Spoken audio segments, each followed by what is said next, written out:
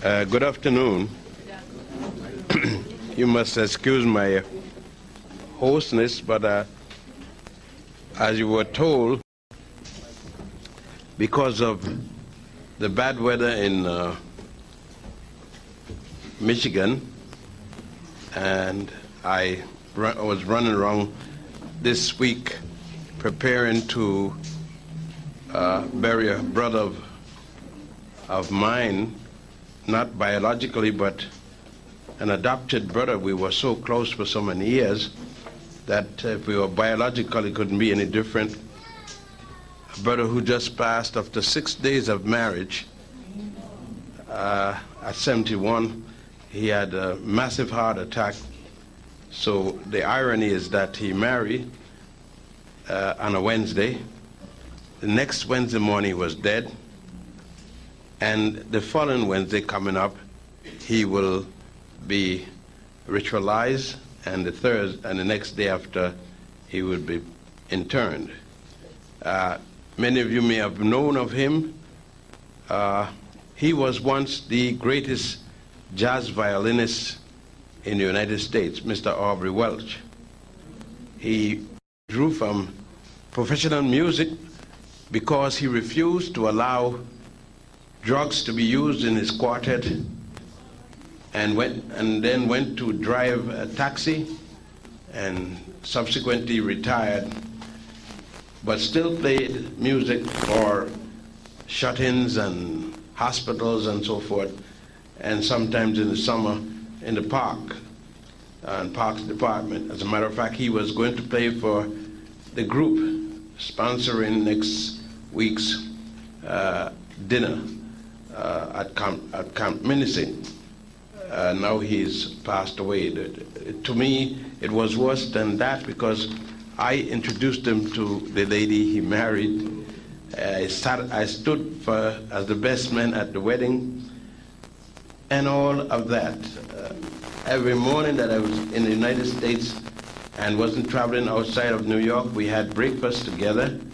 So you could understand that when he died, suddenly it was a shock, a particular shock to me, and I had to work with his wife, his brother, in preparing for the funeral rites starting this Wednesday coming.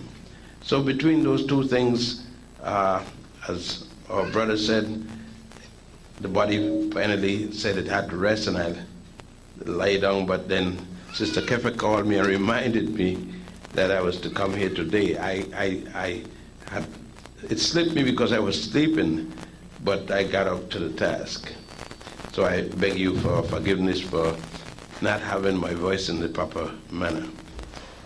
In his lecture, Understanding Ma'at, Dr. Yusuf Ben-Jochannan takes a bold and controversial approach to uncovering suppressed African history, beginning with a critical reflection on the global celebration of Nelson Mandela's release from prison. His remarks about Nelson and Winnie Mandela drew sharp criticism, with some labeling his words as cruel. However, Dr. Ben defended his perspective as a necessary part of truth-telling and confronting the sanitized versions of history that the masses are taught to celebrate. Dr. Ben moves on to address an incident involving a Jewish rabbi who denied the African origins of Judaism. Dr. Ben refutes this denial with conviction, stating that such positions are part of a larger effort to obscure the truth of African contributions to world religions. He challenges the audience to move beyond blindly following popular opinion or religious dogma, and instead seek out historical facts rooted in primary African sources. According to Dr. Ben, the consistent support for misleading narratives reflects a deep conditioning that keeps African people disconnected from their true heritage. It was interesting to come today and to see the video, the Gil Noble video dealing with Rabbi Setzer some years ago, 2 or 3 years ago, I guess it was. And because the topic of the day falls just in line, understanding Al-Kebulan's original philosophical, ethical masterpiece. I must equally add to this, a situation that took place not too long ago. And I was at that time on the Gary Bird show, which was held at the Apollo Theater before it was moved back downtown. At that time, a flash came over the radio and the television and other media, and it was a big affair about the release of Mandela. Gary Bird on the show turned to me and asked me what I thought about it. It was, of course, he too was elated. And I stopped and I asked him what he said, and he said, Mandela was released. Just within a few minutes ago, what I thought of it. I said, all I thought about it is that Minnie would no longer have to masturbate. I read that. She would no longer have to hold a pillow, and he would no longer have to masturbate. And everybody thought I was crude. As a matter of fact, the next persons to come in front of Brother Bird's radio started to lambast me for the lack of feelings. But I realized then, as I realize now, I wasn't going to change my statement because my statement was based upon research, as I didn't change my statement when Rabbi Seltzer started his attack. You should have been after the show in the Blue Room downstairs when Rabbi Seltzer did another dance. And that was the I didn't know you were Jewish dance. But that didn't change anything, because I had already told Rabbi Seltzer what it was right there on the radio. And of course, he had another paper that he had come with, and that's why the anti-Semitism paper, which he could not use. I think that you now realize what I knew about Mandela, because you have seen where Mandela and others have signed and declare total commitment of the people he allegedly leads, that declare doesn't have to give anything for the first 5 years, and in the second 5 years they will discuss it if it's appropriate. And you have seen again who are the leaders of the ANC, the Europeans, and that there is no way in which the Africans in the ANC are prepared for the onslaught that the Europeans are doing for them. So within these aspects, one probably now will say, and I heard some folks have been telling me, how do you know? If they had followed the life of Mandela, they would have realized that he didn't go to jail for being black. He didn't go to jail for being an African. He went to jail for protecting the information of a client he represented as a lawyer, not for being an African nationalist or anything like that.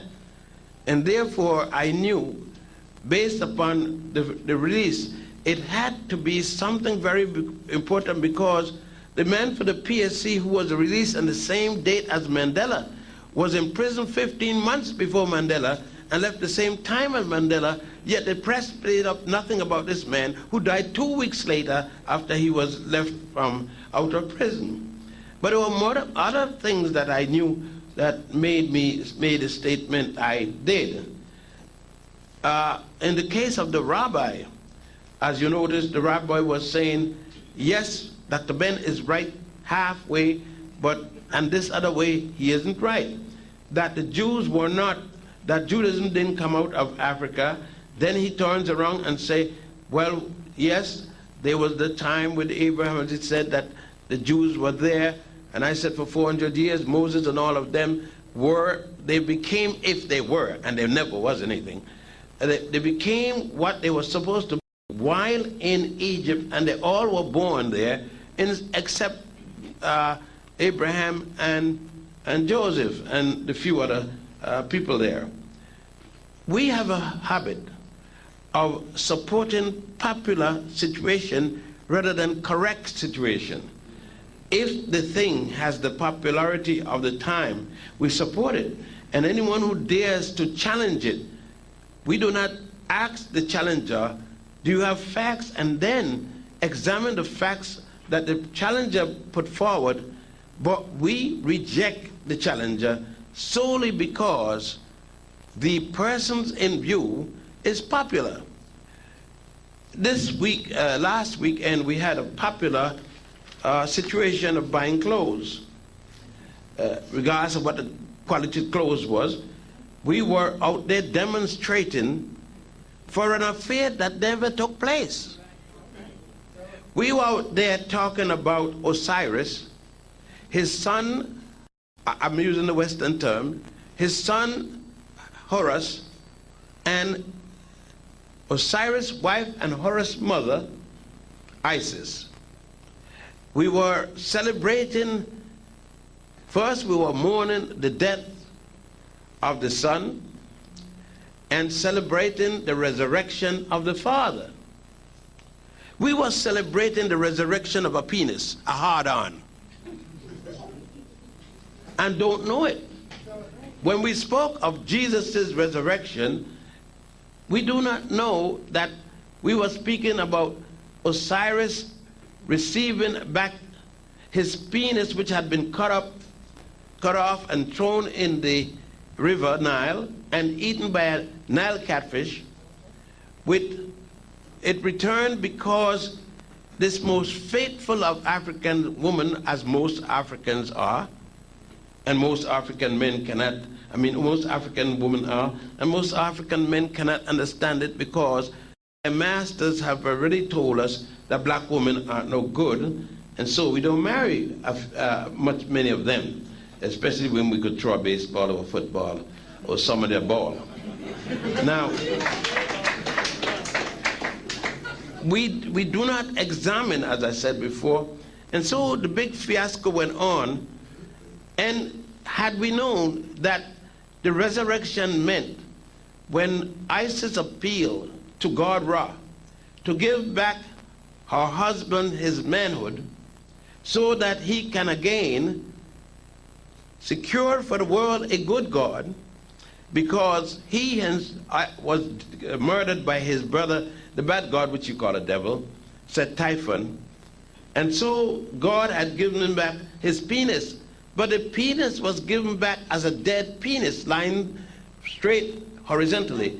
And it is the resurrection of the penis so that Isis could come and lay on the pelvis and become impregnated by immaculate conception. And we carry this away. We listened to our slave master telling us that this came from Rome. I don't know how you can deal with the immaculate conception from Rome, a faggot, and then speak of it as if it had anything to do with Europe. But then I do know why you can do that, because when I look in your Bible and I look in your home, even in your toilet, and see the person you have up there, it's the same man that whip your ass every day, the slave master. I mean, whip you, whip your daddy, whip your mommy. And I know some of you already, especially some of you who are new, are already sad. You said, God, what I have come into. Well, you've come into the truth for a change. And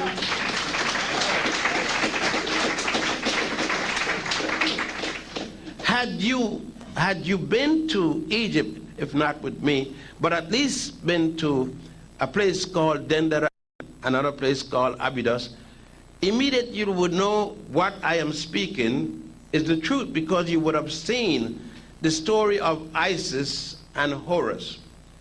You would have immediately, when you saw this picture, because you may not have gone with me before my discussion with the Rabbi Seltzer, but I've seen that video again, you would then have known that Rabbi Seltzer himself may not have gone to Abydos and Dendera, or if he had gone to Abydos and Dendera, because of his interest, had to protect the position he took.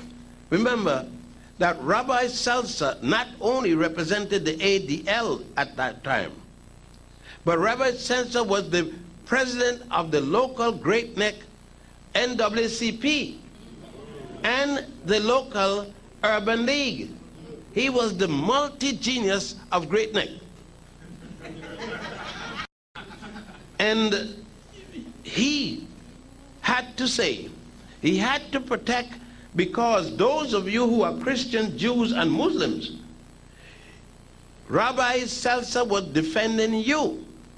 He was defending you because you have endorsed what he stated and what he stood for. Because whether or not you call yourself Jews or Muslim or Christian, you are tied to the Adam and Eve syndrome, which has nothing to do with life in fact. Had you gone at any time to Egypt, you would have known that, number one, the entire Nile Valley civilization preceded Adam and Eve by thousands of years.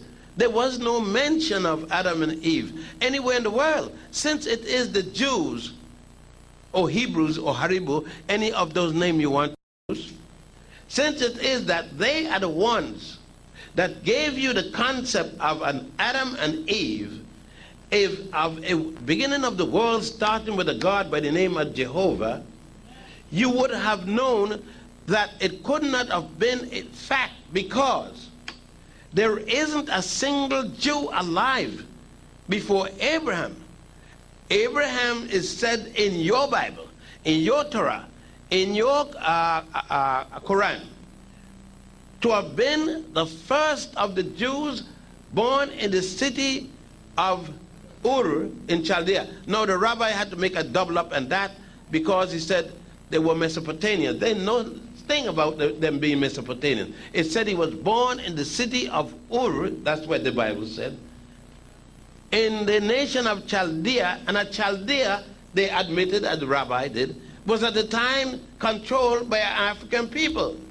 The same African people, by the way, who had traveled from the Nile Valley all the way, you're going to hear it next week, all the way to India, and established the first statutory rules and sacred laws of the Bhagavad Gita, which is the Indian book. The people you call Dravidians or Tamil or Dalit, either name. When I had been saying that for umpteen years gone back, way in the 30s, I was accused then of trying to be Indian. It's the last thing I want to be. I'm very happy being an African. So if obviously no one knew me much. It's just like people trying to say that I married a white woman in Egypt. I know the person who said that doesn't know me very well. So I kind of ignored that. But for some of you that I consider a human being, I felt it's necessary to remind you that it is still me, and I haven't gone crazy yet. Now, there is another factor that this title today presupposes: the philosophical, ethnical masterpiece. A week or so or more, in the Wall Street Journal, I'm getting in high places in America, a Professor Mary Lefkowitz felt it necessary to attack me because I gave a lecture at a very nice white school for white girls, where a few African women, I hope you understand how I phrase that. It's a school for white girls, and a few African women are attending there. I guess the scholarship is very good, so I don't blame them. And this professor sat there. She teaches classic. And because I said the Greek were not classical, therefore they can't teach classics, the only thing classical about the Greeks were the classical faggots. And that's the only thing, especially for most of you who are members of the Upper Dapper, Lapa Kappa Dapper, I know that I'm hurting a lot of your feelings, but I generally do that, so don't feel bad. Don't feel bad until I tell you what the whole story is, then you know that you're real appadapalapa. Because until I could speak all afternoon, and I should not have mentioned even the word Greek. I could speak for 2 more weeks and don't reach the Greeks because they're not around yet. That goes for the Romans too. I could speak another 2 weeks and don't reach Adam or Eve, and would be still speaking what the Africans did. So when the rabbi admitted that yes, some aspect of Judaism did start in Africa, what do you mean by some? Some is more than 3. And if I got 10, some, and you're talking about 3, it's not the half. What I'm saying, that the little percentage that didn't come from Africa in Judaism doesn't make up 2% of 100.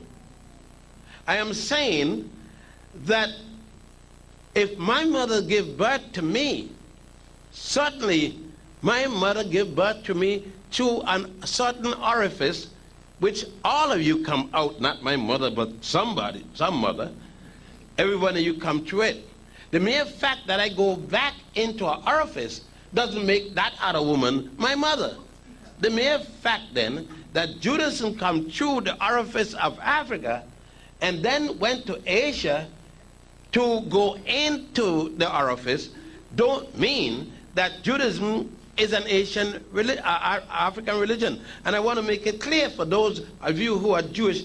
You said, Ben-Jochannan said that Judaism is Jewish. No, Judaism is a fraud, just like Christianity and Islam. It's a fraud because it does not recognize its mother. And any child that disrespects its mother by declaring she is not his or her mother is a fraud. In one of the most provocative moments of his lecture, Dr. Ben deconstructs the widely held Christian belief in the resurrection and the Immaculate Conception. He bluntly asserts, "We were celebrating the resurrection of a penis and don't know it," reinforcing the myth of Osiris, Isis, and Horus as the source of the story.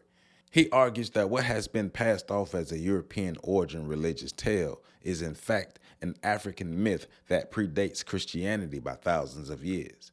His intention is not to shock, but to awaken listeners to the origins of sacred narratives that have been distorted and rebranded.